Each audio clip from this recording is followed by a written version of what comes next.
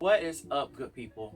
Alright, so in today's video, if you can't tell by the title, I will be going through the truths of being a dance major and kind of things that people don't tell you, like when you are deciding to be a dance major or thinking about being a dance major, and when you actually become a dance major, because there's so much more that goes into it and that is a part of it than just getting your degree. So I'll be talking about that in today's video. But before we start, make sure to slap the subscribe button, like this video, and share it out to anyone you know that may be interested. And without further ado, let's get started. Alright, so again, I have my computer right here. So yeah, if you see me look down, that's my computer. So the first point that I want to point out is being a dance major takes a lot of time and a lot of effort. If you are a dancer, or if you've been a dancer or want to be a dancer, as with anything, it takes time, effort, and commitment. Personally, I had last semester, we're going to second semester. Last semester, I think I had like 7 dance classes. All of my dance classes are 1 credit hour each. So with your regular academic classes, they're 3 credit hours, maybe even 2 credit hours. Dance classes are 1 credit hour, right? So being a dance major, just like any major, I have to have 180 credits to graduate. Well, I'm a double major, so I'm also a public relations major. So being that I have 180 credits, that's a lot of 1 credit classes to fulfill in 4 years. Now, it gets done, but being 1 credit hour for that much time and effort for an hour and 50 class for 5 days in a week, that's a lot of effort, and that's a lot of time, and not getting as much reward out of it as you would like to. So that's one kind of downside, I would say, about it. At least 2 credit hours, just so we can, because we also have, lives outside of our majors. Some people double major, and some people have 2 majors and a minor. So, kind of would make it easier for everyone else. Next point that I want to talk about is entering into college is a really fun experience, and it's exciting, it's new. You're fresh, right? This will be my second semester, freshman year. So this new year, I'm still a freshman, but I'm in my spring semester. Simply put, it's easy to lose passion entering, because it's like I went to a performing arts high school, so I had dance every day, but I also had my academics every day, and it was still high school. Here in college, you're thrown into your major, and I didn't get the luxury of not being thrown into my major right away. No, I was thrown completely into my major right away, and it was a lot of dance classes, and I love dance. But I kind of felt myself like this is so unnatural of me. I would be falling asleep in class. The teacher, she would be teaching the combination or the exercise, performing, we're in class doing movement, and I will be falling asleep. Now, that was one because I was going to bed at like 1 a.m. But that's also because I was already kind of losing a little bit of passion. I've gained it back, I'm good now. But it was just those beginning stages when you're getting there, you're adjusting, and you lose a little bit of that a little bit of that fire entering. At least I did anyway. Maybe not someone else, but I know that I did personally. So yeah, entering, you may experience a little bit of passion loss, or your level of excitement may drop. College is exciting, but the new wears off really quickly, and it goes away like that. It's like, wow, college, ice cream, whenever I want, cake whenever I want, the soda machine is always working, I got cookies, and I got pies, and I got this and that. It goes away really quick. That feeling, it goes away in a snap, and before you know it, you're like, ugh, school, I have to go, I have to get up, ugh, I want to go home.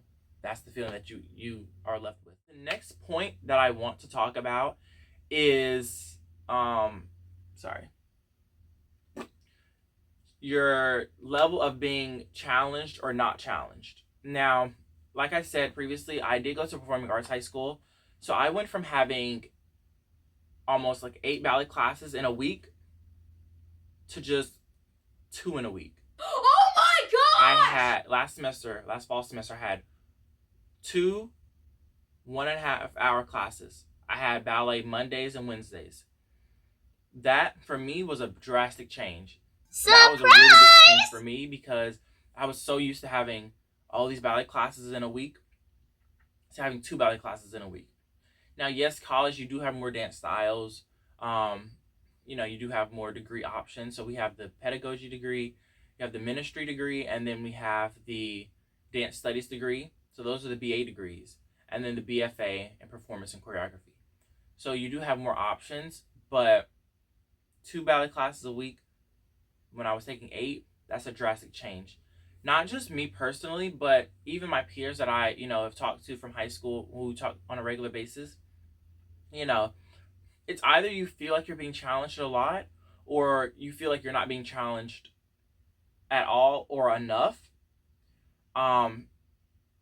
Personally, I think it is 50-50. I am being challenged as far as, like the warm-ups and things like that.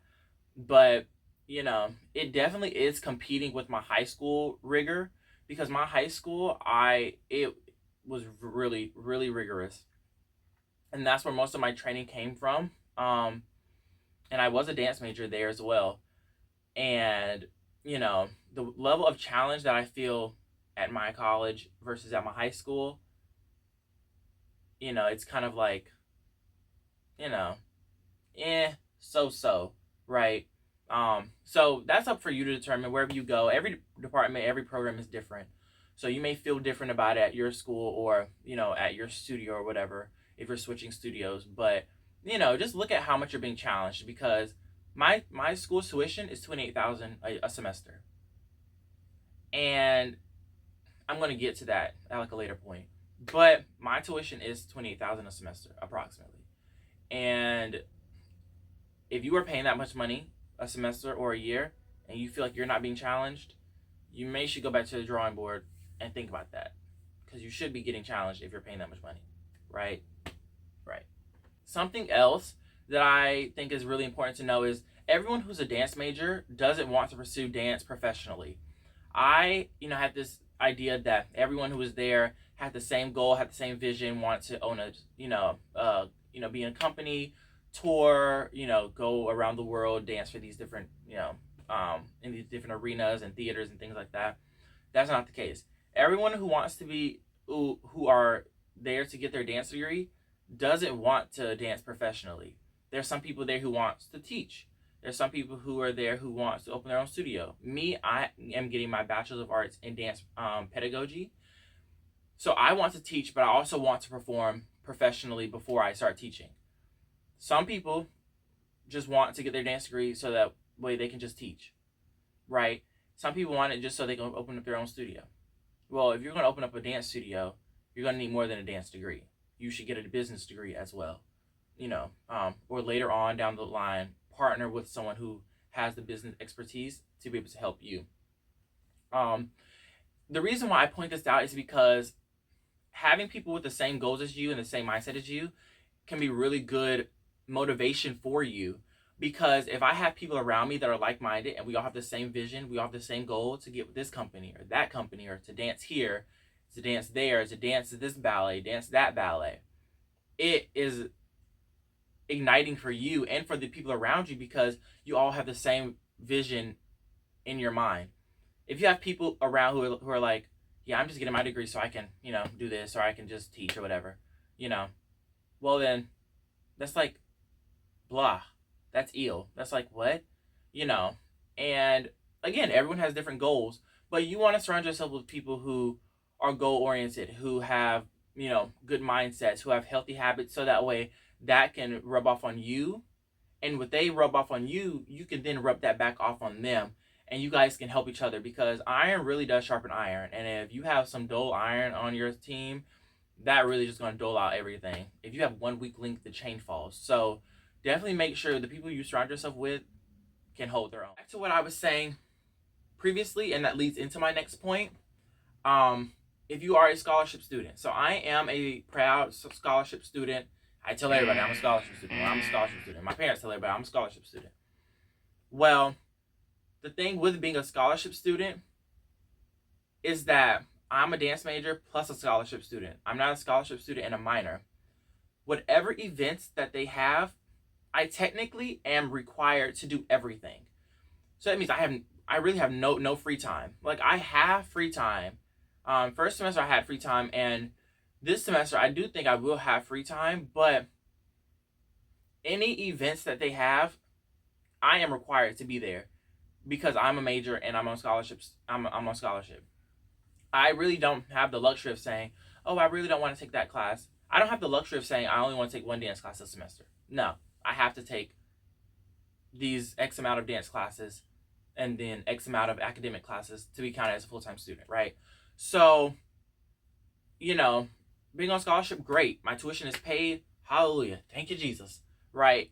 But there's a lot more that goes into that because you have to give your time, you have to give your time, and you have to give your time. Goodbye. And time is money. And so being a scholarship student is great. And I may make a separate video on how to apply for scholarships and how to get more scholarships because I know that that is something hard. And that's something that I feel like just kind of came my way. And I was worried about that too when I was applying for colleges. But I mean, it will happen. It does happen. It's just like one of those things you have to kind of trust the process on, and pray that it works out. But yeah, so that's something about being a scholarship student. It's great, but again, kind of like hidden fees. Last point that I want to talk about, and this is something that I've experienced with all my classes, not just in dance, but I have also experienced in dance that I haven't really experienced in my dance classes before, like in high school. And there are days that you are just not gonna want to go to class.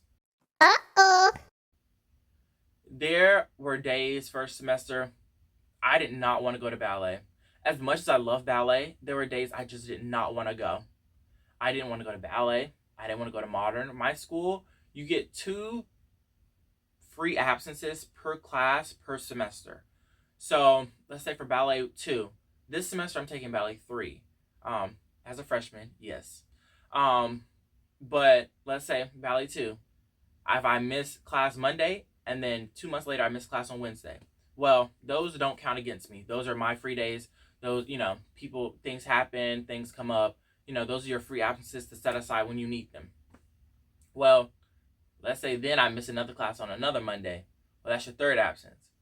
So that 3rd absence now counts against you, and it'll bring your grade down so much, or whatever. Not that much, it's a little bit, but over time it does accumulate. For academic classes, they don't really affect you as much, but for dance classes, since, there's only so much that you can really grade on in a dance class, the absences hold a lot more weight, and that can what really bring your grade down for dance classes in particular. So, there are days, and everyone has the days, but you may not want to go to class. And that's something that I feel like I definitely had to work out, as terms with my sleep schedule, what I'm eating, how much I'm eating, what time of days that I am eating, and you make sure I'm getting my studying in. Because to be honest, I didn't study much first semester. I was like dog tired all the time. Like I had droopy eyes. And so that's definitely something to think about. And considering, are you the kind of person that gets moody? Are you the kind of person that gets bored really easily? Because I get bored easily. Dance, music, and baking are kind of the things that I don't really get bored of. But there are times when I kind of, go through seasons of, do I really, am I really keep doing this again? But then something comes up and I'm like, oh my gosh, I love dance so much. Oh my gosh, my passion literally. And I remember why I'm even there for dance. So that is definitely something to take into consideration. But that is the end of this video. I thank you guys so much for staying to the end and to listening to like my little rant, because Lord knows what I be talking about half the time. But if you guys like this video, make sure to give it a thumbs up. Make sure to slap that subscribe button and to share this video out to any high school senior, high school junior, anyone thinking about going into college as a dance major, and just let them know, hey, these are some things just to think about. This isn't discouragement. This is just tidbits that I wish someone have told me. And now I'm sharing this information with you guys. But yeah, thank you guys so much for watching the video, and I hope you guys stay blessed. And remember, always,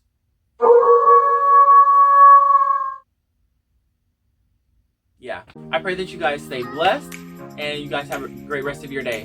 Bye, y'all.